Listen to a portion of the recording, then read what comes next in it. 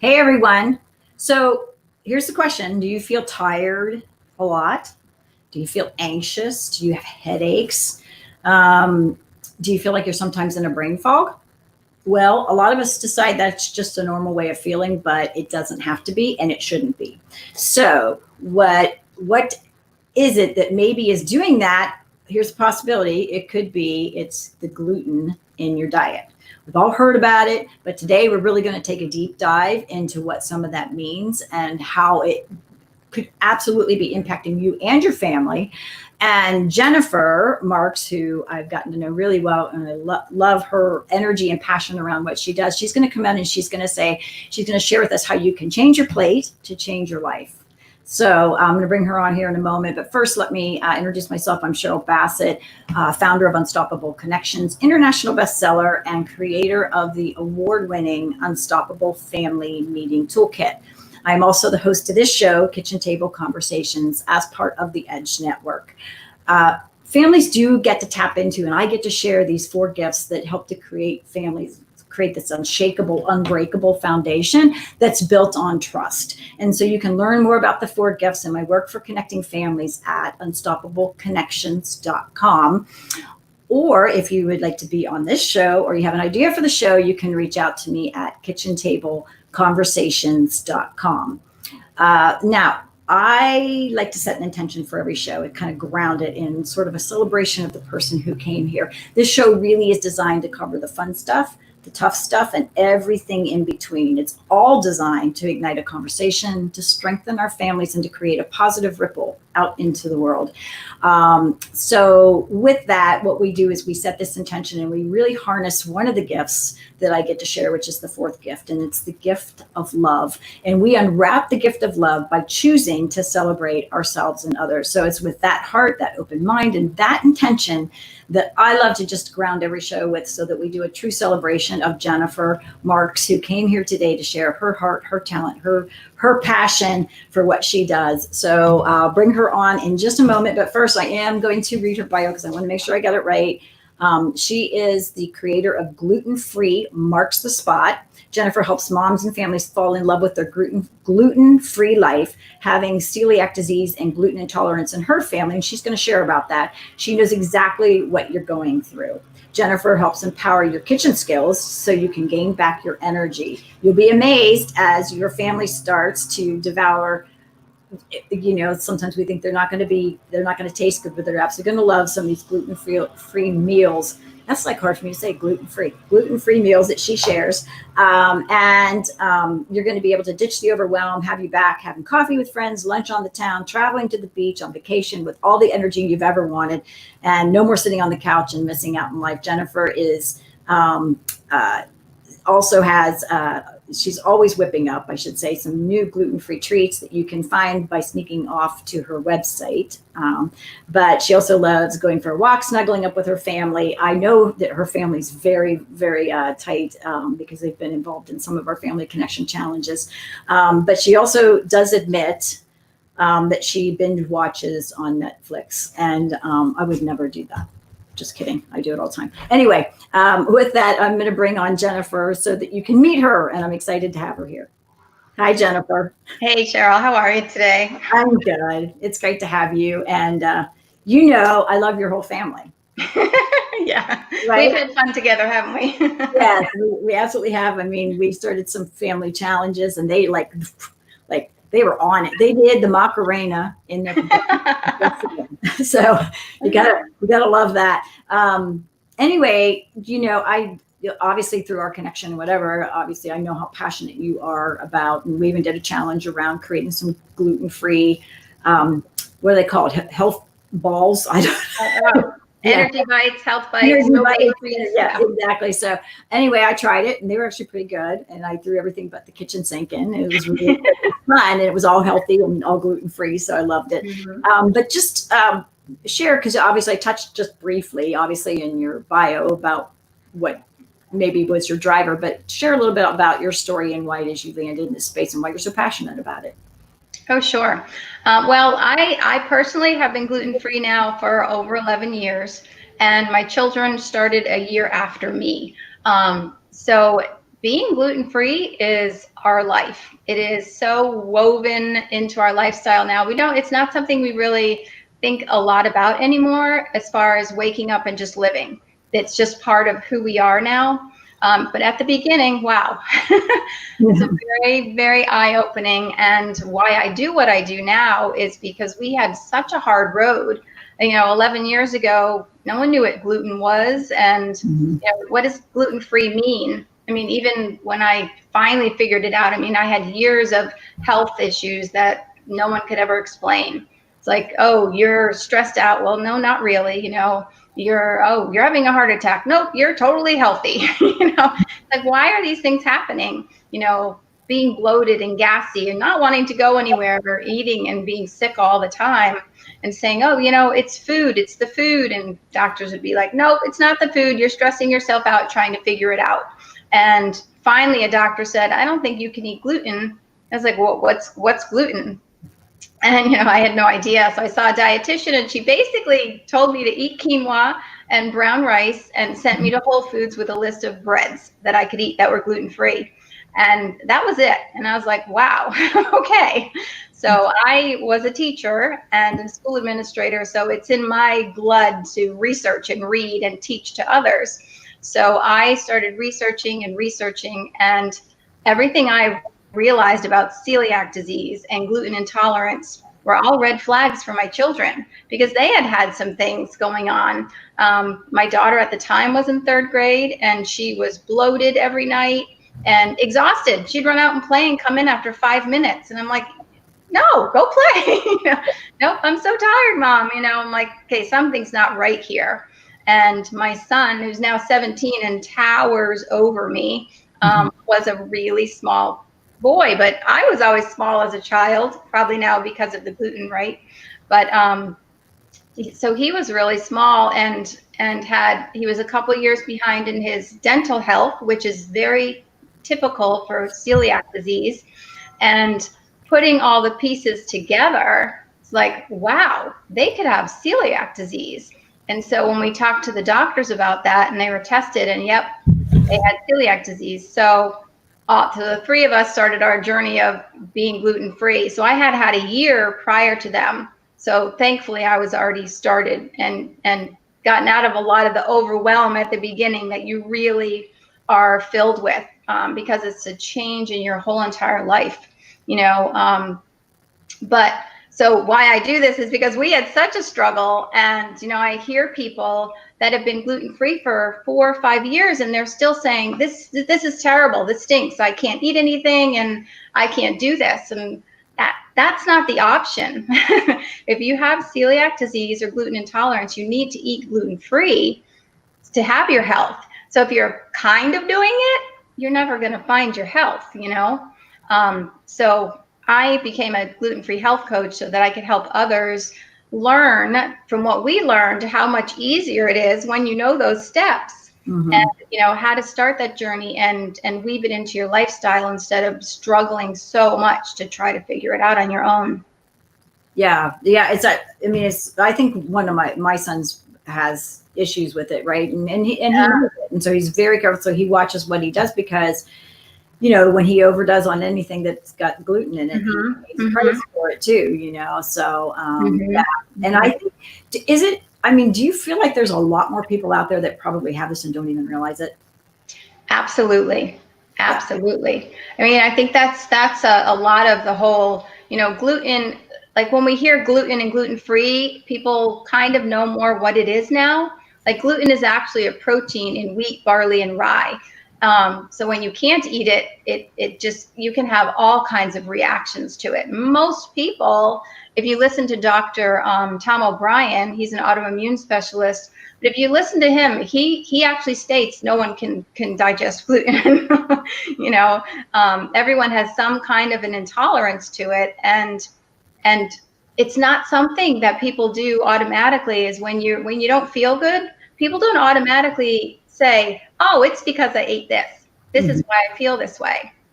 But then when that light switch turns on and you realize, wow, I ate this, yesterday and I was sick. I ate this 3 days ago and I was sick. I ate this last week. I was sick too, And when you start to put the pieces together, and you see that food really has an impact on yourself and on your body, then you say, wow, maybe I can't have gluten.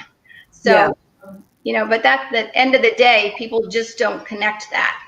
Are And are people like, is it really obvious though that like things that have gluten in them, or are there things hidden inside of them? I mean, isn't that part of the challenge too?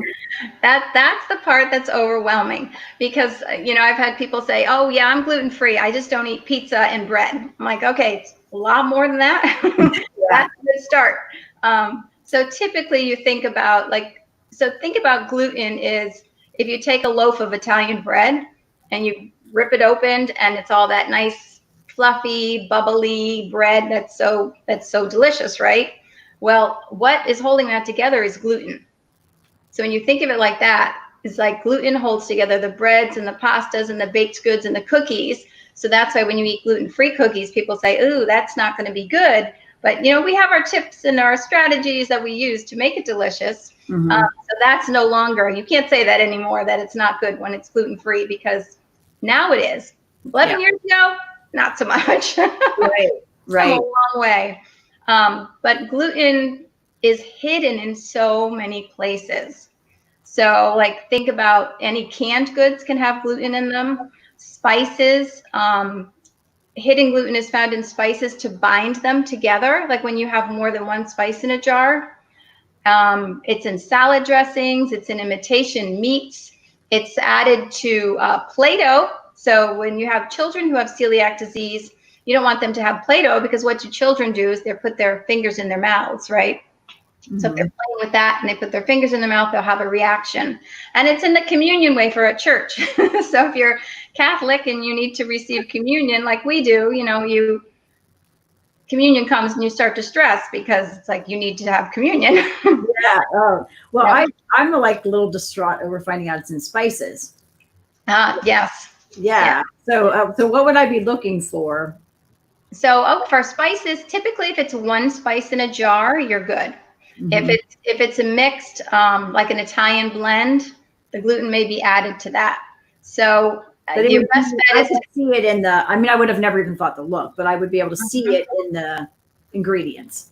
it should say it in the ingredients, but your best bet is to call the company to double check. All right. Well, that sucks. Oh, anyway. Oh, did I say that out loud? Okay. I mean, I love to put spices and stuff on, seasonings, and I'm like thinking, Yeah. it would have that would have been the one thing I thought was like, we're safe, but Hmm. okay. So fascinating. So I know that you know, like, and I think this is part of what you're suggesting here, because I know we wrote down some questions ahead of time about like, why gluten has such an impact on today's society.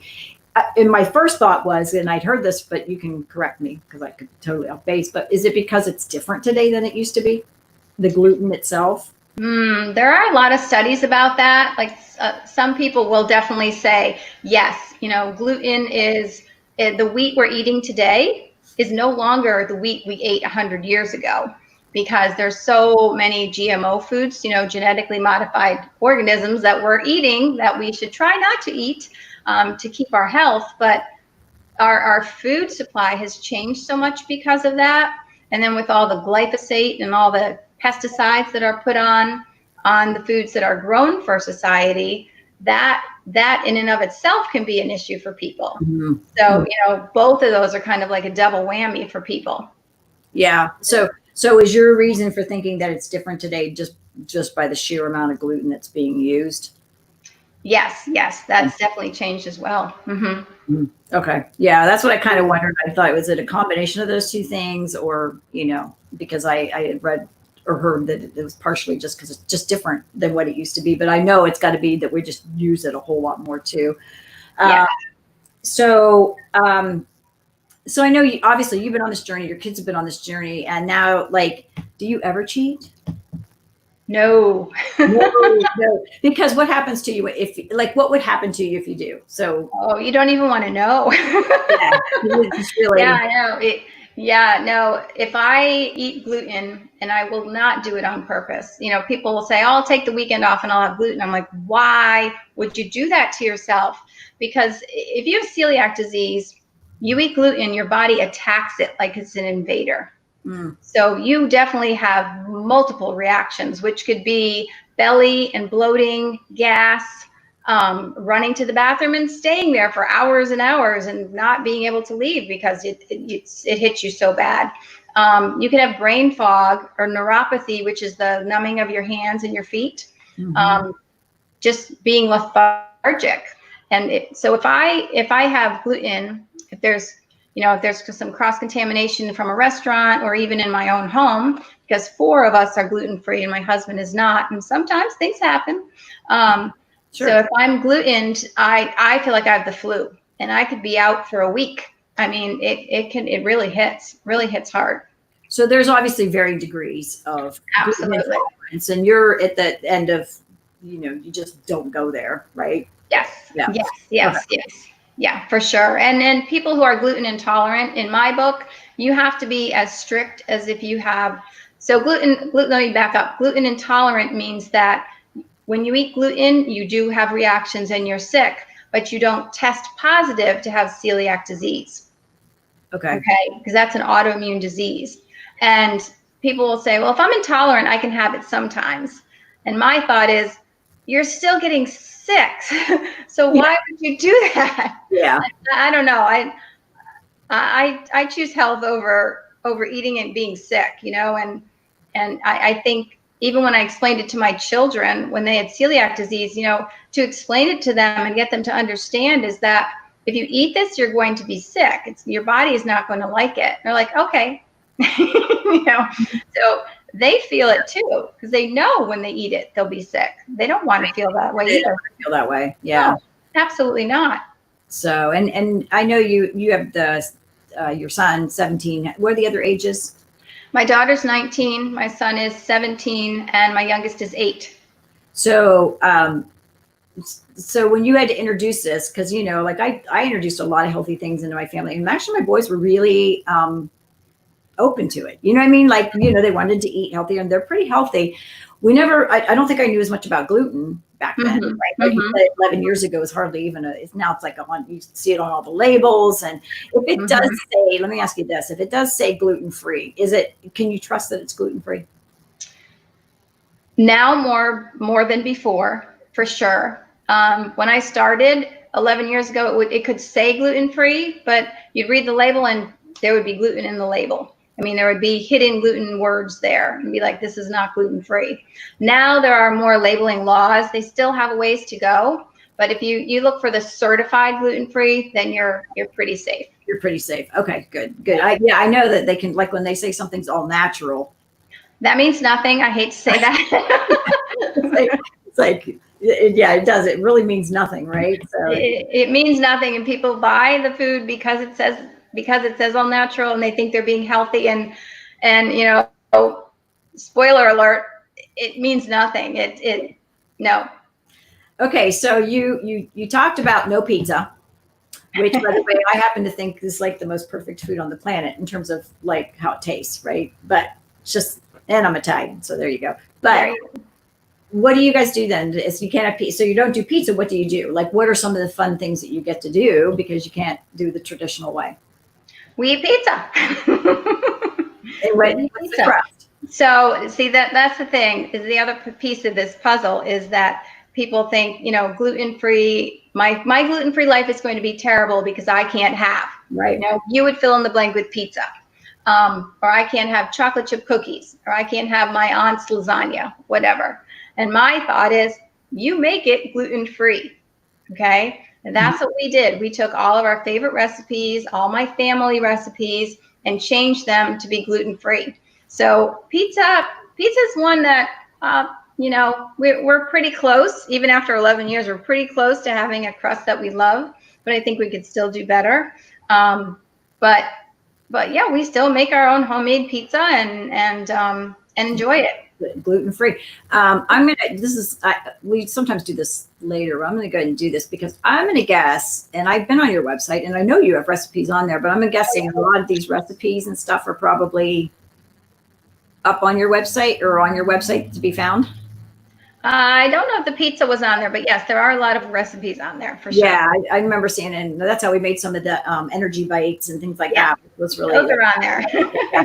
So gluten-free marks the spot. And on this one, just because I think if you want to go out there and just look at some of the ideas, that Jennifer's already sharing out there, could save you a lot of time in terms of like figuring out how to implement this in, but also just get out there and try some of these, because I think there is this thought that it's not going to be good, right?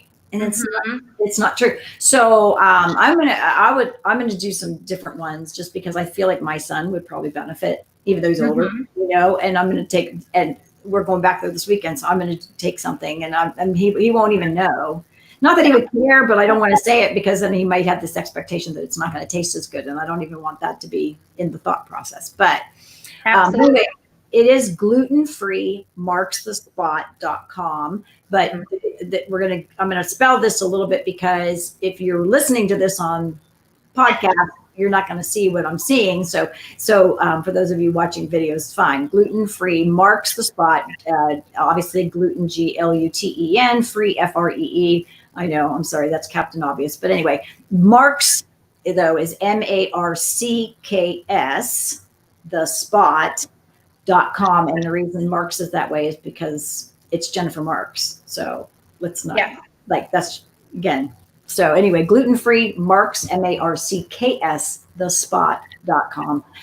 So I know there's just some really great stuff out there for people to tap into some of the things you've already discovered. So there's no reason for them to feel like they need to rediscover, right? Or create it themselves. So let's just tap into what's already out there. So so you talked about, like, what are some of the other new foods that people get to kind of try? Like you mentioned quinoa. And, yeah. I remember the first time somebody recommended quinoa to me, because it is a complete protein. Am I correct? Yes. Okay. Yeah. So, but I couldn't find it because I was spelling it completely wrong. Quinoa on quinoa, but it is one of those things that I tried. I was trying to do more vegetarian. My son and I did this together for 30 days, so it wasn't necessarily gluten-free, but it was vegetarian. And I did get to try a lot of new things, and a lot of them I kept into my life, right? So even if you just try some things. Yes. Yeah. So what are some of the things that you think people tend to like really appreciate once they kind of make the switch? Yeah. And quinoa is one of those things, but I find that, if you're just starting out, and I tell people, eat quinoa and drink smoothies every day, they're like, what, I can't do this. This is too much at once. So I like to take baby steps and say, okay, so if your favorite foods are spaghetti and meatballs, and chocolate chip cookies, which, maybe not always the healthiest, but what you have in your life, then we make those gluten-free and show you how to do that with substitutions and with, cooking gluten-free. Gluten-free pastas have also come a long way. And, now you can get chickpea pasta and bean pastas. There's so many new ones out there that you can try. So just to try things, and that's the whole point, is trying them, right? Like quinoa, the first time we made it, I didn't cook it the right way. And it was disgusting. It's very all sticking together. I didn't do it right the first time either. But then I had somebody who actually was a chef who made some. I was like, wow, that could really be good if you know what you're doing. And that's the point. You have to figure it out. But, it's quinoa, you have to rinse a lot before you cook it. And then once we did that and I added the right things to it, the kids were like, oh, this is good.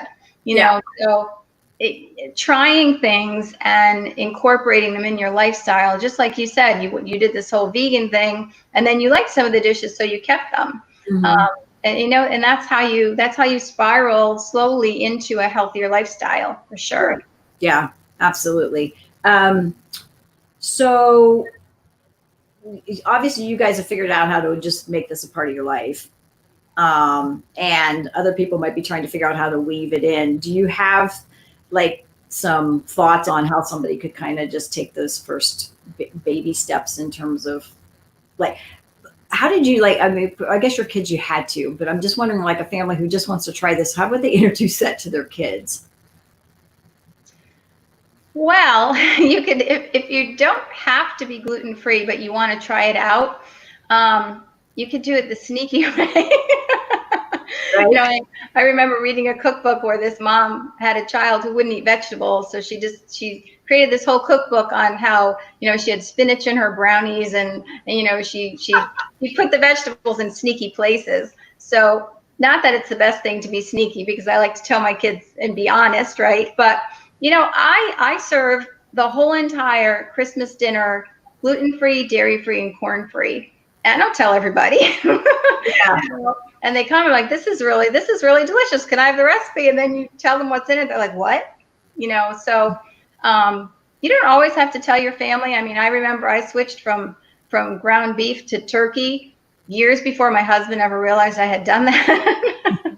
I mean, Yeah. you make those changes for your health or whatever. And yeah, so to tell your children, I mean, you could say, I would be honest with them to tell them that you're going to try it out, but do things that they already enjoy.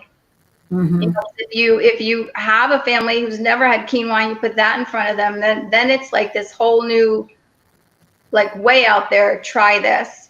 But whereas if you try, I'm not going to say baking. Baking is a whole new science in gluten-free living. But again, once you get it, it's wonderful. But that's definitely a whole new science. I grew up with my mom baking and baked a ton of my own. And even at the first couple of years were like flops until you figured it out. But now no one knows my gluten-free goods are baked, gluten-free. So you get there, but starting slowly, I would do like meatballs and pasta and just serve it, Yeah. And every one of my children's birthday parties, everything in it is gluten-free. Yeah. And only once I've had a boy say to me, this tastes a little different, but I really like it. Well, there you go. And I'm like, yeah, because guess what? It's gluten-free. And I also have like a quarter cup of sugar compared to 2 cups, which most people use. So Yeah.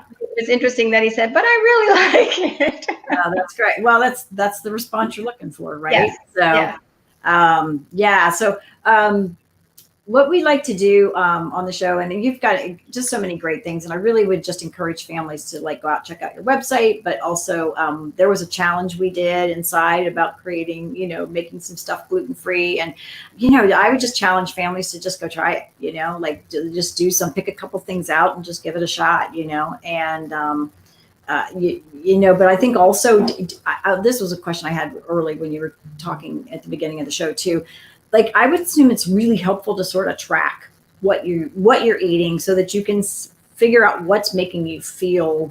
If you are having headaches and you do feel like you're in a brain fog and you do have, there's something in your diet, right? That's probably not serving you, right? Absolutely. So I would assume doing some of that tracking would just be really valuable, and also then tracking how you feel afterwards. So because a lot of people, like you said, might actually have this intolerance and not even realize the extent of what it is doing to them and their health. So yeah, great stuff.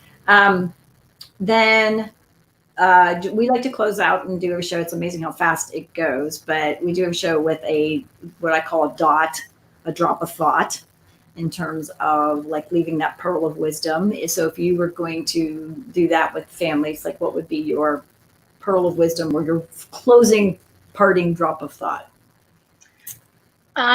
It would definitely be that health begins in the kitchen, in your kitchen, because you are in control of what's in your food, what's added, what ingredients you're using. Because we don't realize that, say you make Minnesota, say you make chili at home and you love it. So you order chili at a restaurant. You don't realize all the extra things restaurants put in their food to make it more flavorful, or over the top, whether it's another stick of butter or peanut butter, or whatever they're adding to make it creamier. So when you're reacting, you never know, because you never know what they have in their food. But at home, if you're cooking in your own kitchen, you're in charge of what you're eating, what you're eating, and you can change your plate to change your health, to change your life. Yeah, I love that, by the way. Change your plate to change your life. Somebody just on it's funny how they can't seem to put the comment up on the chat. So I'm going to put blow it up. And then I'm going to just have you adjust one last thing here real quick. So it's coming from me, but this was the question. Can you see it? The cost of gluten. Cost of gluten. Well, yeah, that's another way gluten impacts your life for sure, because gluten-free living is expensive. And especially 11 years ago, talk about supply and demand, there wasn't as much demand. So the prices were outstanding, ridiculous. I had a lot of stress over it at the beginning, but I learned so many tips and tricks along the way that I found gluten-free living does not have to be expensive. And I actually have on my website that you mentioned earlier, I have a how to save money being gluten-free. And Okay. yeah, so it's a great cheat sheet. It has great strategies in there that you can implement today to help you save money. But it's a great way to start, because you do get that shock of what? You want a box of cookies for $5.99 or a loaf of bread for $8.99 because it's gluten-free.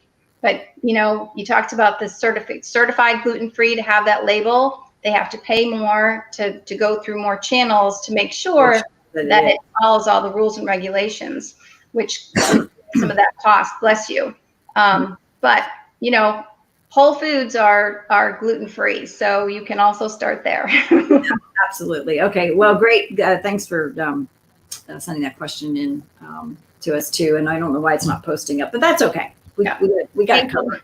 So, and then anyway, it's a beautiful, yes, it does start in your kitchen, right? And it's funny because yours is sort of similar to my drop of thought that I always close out the show with, and that's that ripples, don't flow in, they flow out. And if we really want to see change out in our world, then it starts in our own homes with our own families, around our own kitchen tables, and our health starts in our kitchens. So anyway, all goes together. it all goes together. So anyway, so thank you so much, Jennifer, for being here.